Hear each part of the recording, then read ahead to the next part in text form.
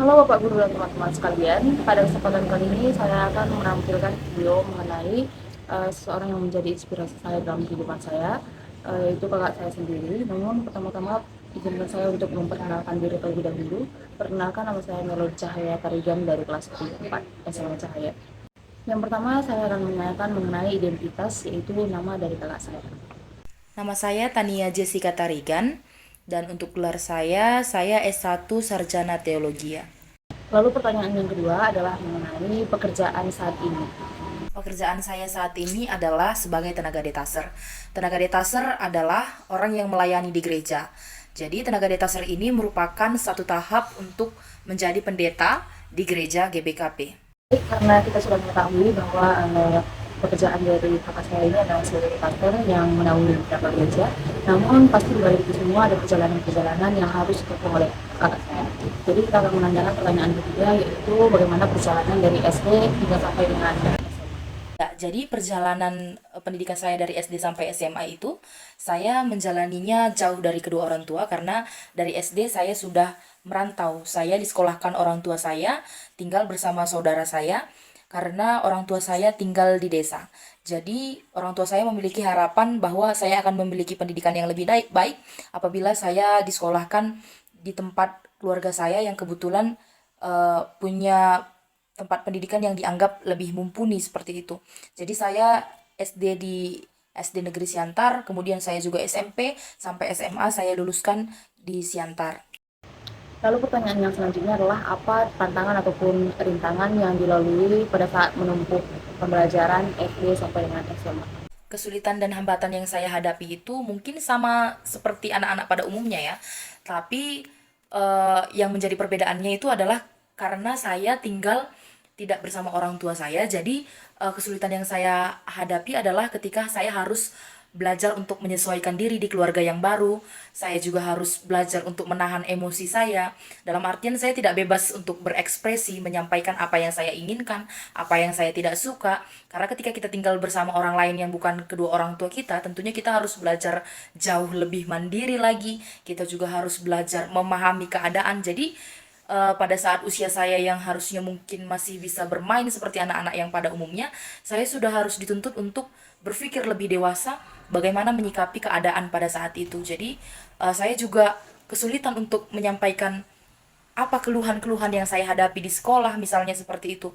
Karena tinggal bersama orang lain tentunya tidak bisa sebebas bersama orang tua kita untuk bercerita tentang bagaimana kesulitan kita dalam sekolah atau apa yang menjadi eh, kekurangan-kekurangan yang kita miliki di sekolah atau apa yang guru kita sampaikan kepada kita atau apa keinginan kita untuk pendidikan kita, untuk les dan lain sebagainya. Tentunya kita nggak bisa sebebas itu menyampaikannya. Jadi mungkin hambatannya adalah ketika saya nggak bisa bertindak seperti anak-anak pada umumnya pada saat itu. Baik, jika tadi kita sudah membahas mengenai bagaimana hambatan atau rintangan yang ditempuh pada saat menempuh pendidikan SD sampai dengan SMA, maka tidak mungkin tidak ada hambatan yang dilalui pada saat menginjak jenjang perkuliahan. Jadi pertanyaan yang selanjutnya adalah apa hambatan dan juga rintangan lagi mengenai pendidikan di dunia perkuliahan. Ya, kesulitan atau hambatan saya dalam proses perkuliahan itu tentunya dalam menyelesaikan tugas saya sesuai dengan deadline. Ketika saya menyelesaikan tugas, saya juga harus menghadapi banyak dosen dan saya harus menjiwai setiap karakter dosen apa yang diharapkan dari mahasiswanya. Kemudian saya punya jiwa yang kompetitif dalam hal pendidikan sehingga saya memiliki teman-teman yang juga memiliki minat belajar yang cukup tinggi sehingga saya sangat terpacu untuk belajar agar saya bisa juga mendapat nilai yang bagus, tidak ada di bawah standar sehingga saya bisa lolos mata kuliah tersebut. Saya harus terus berada di nilai yang memuaskan kalau menurut saya. Nah, rintangan dan hambatannya tentunya pada saat proses penyusunan skripsi di mana saya harus bersiap dengan segala tantangan yang ada dan tentunya seperti mahasiswa pada umumnya rintangannya yaitu mencari dosen, meminta tanda tangan, ACC, perbaikan, dan lain sebagainya sampai kemudian akhirnya saya bisa melewati proses meja hijau. Dan sekarang yang akan kita tanyakan adalah apa motivasi, siapa yang menyemangati, dan juga apa kata-kata motivasi untuk kita semua agar kita dapat terinspirasi. Yang menjadi semangat dalam kehidupan saya adalah orang tua saya. Selain itu yang menjadi semangat dalam kehidupan saya juga adalah adik-adik saya karena kebetulan saya adalah anak pertama, saya anak tertua dari adik-adik saya. Jadi saya memiliki semangat untuk bisa menjalani kehidupan yang lebih baik lagi karena dengan demikian saya bisa memberikan contoh yang baik kepada adik-adik saya. Kata-kata yang bisa buat orang lain termotivasi, eh, hidup akan terus berjalan. Kalau hari ini kamu merasa bebanmu sangat berat, teruslah berjalan karena kemarin-kemarin pun kamu bisa melewati beban yang mungkin kamu rasa berat sekali. Saya melihat video ini, saya menyampaikan terlebih dahulu mengapa kakak saya menjadi inspirasi dalam kehidupan saya. Yang pertama itu dikarenakan beliau itu adalah orang yang tidak gampang menyerah. Dia selalu memotivasi kami untuk berjalan di jalan yang baik.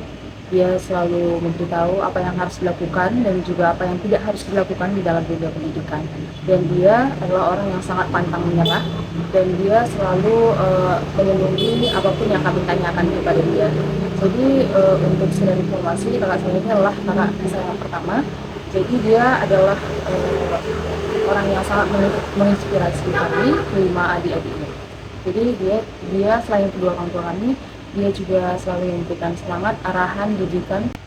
Saya menampilkan video secara virtual dikarenakan jarak yang kami miliki antara saya dengan kakak saya itu cukup jauh. Saya di Medan dan dia di Tiga Gunung. Hanya demikian yang dapat saya sampaikan mengenai seorang yang menjadi inspirasi dalam kehidupan saya. Saya minta maaf jika di dalam video saya terdapat kesalahan. Saya Melo Cahaya Butarugan dari kelas 10 4 pamit undur diri. Terima kasih dan salam membangun.